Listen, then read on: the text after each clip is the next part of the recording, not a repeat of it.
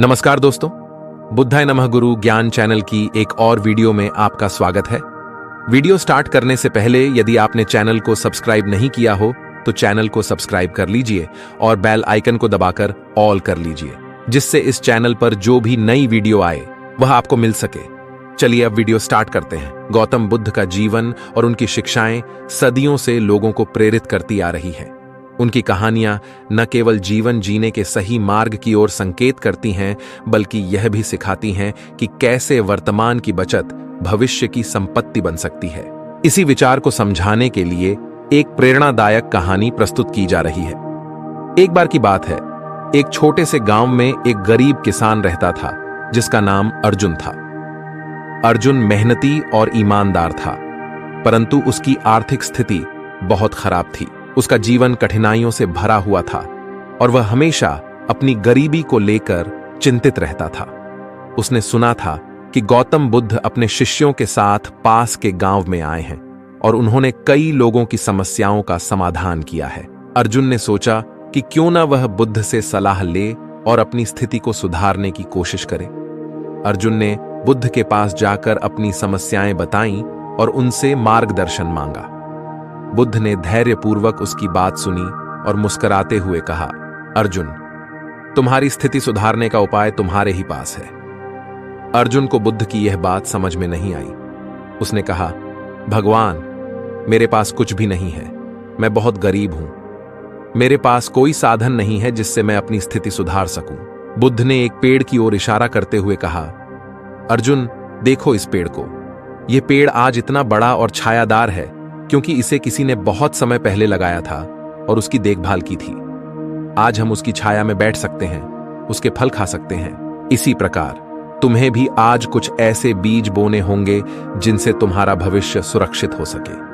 अर्जुन ने पूछा, भगवान, मैं किस प्रकार के बीज बो सकता हूं? मेरे पास तो कुछ भी नहीं है। बुद्ध ने कहा, तुम्हारे पास समय है, श्रम है और सबसे महत्वपूर्ण है धैर्य। इन तीनों का सही उपयोग करके तुम अपना भविष्य सुधार सकते हो।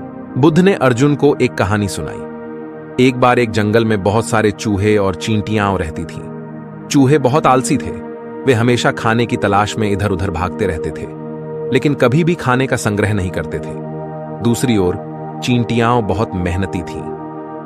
वे पूरे साल मेहनत करतीं और खाने का संग्रह करतीं।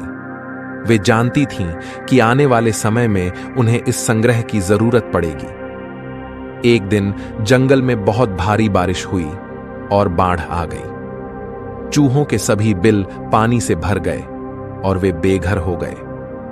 उनके पास खाने को कुछ भी नहीं था और वे भूखे मरने लगे। उन्होंने चींटियों से मदद मांगी। चींटियों ने चूहों से कहा, हमने तुम्हें पहले ही कहा था कि समय रहते खाना संग्रह करो, पर तुमने हमारी बात नहीं मानी।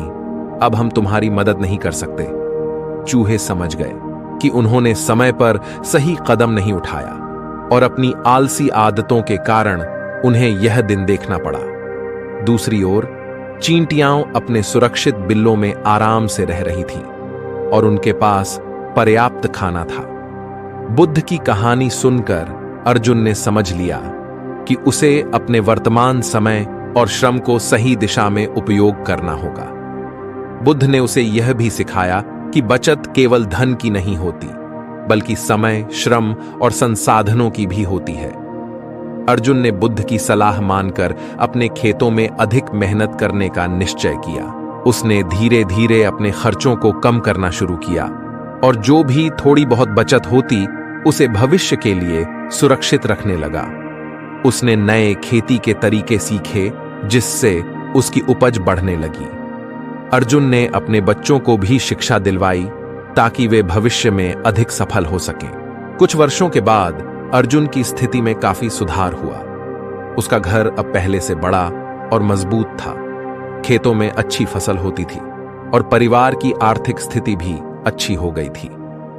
अर्जुन ने समझ लिया था कि आज की बचत ही भविष्य की संपत्ति होती है।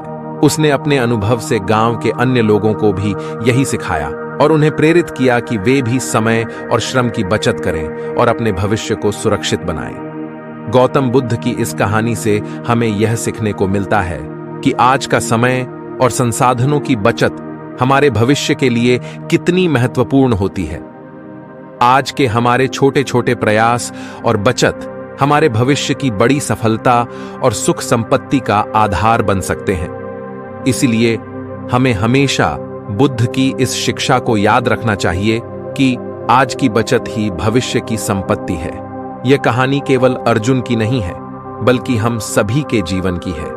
यदि हम भी समय पर सही कदम उठाए और अपने संसाधनों का सही उपयोग करें, तो हमारा भविष्य भी सुरक्षित और समृद्ध हो सकता है। ओके दोस्तों, आज के लिए बस इतना ही। मिलते हैं अगली वीडियो में। यह वीडियो आपको कैसी लगी कमेंट करके बताएं। वीडियो को लाइक और ज्यादा से ज्यादा शेयर करें। धन्यवाद।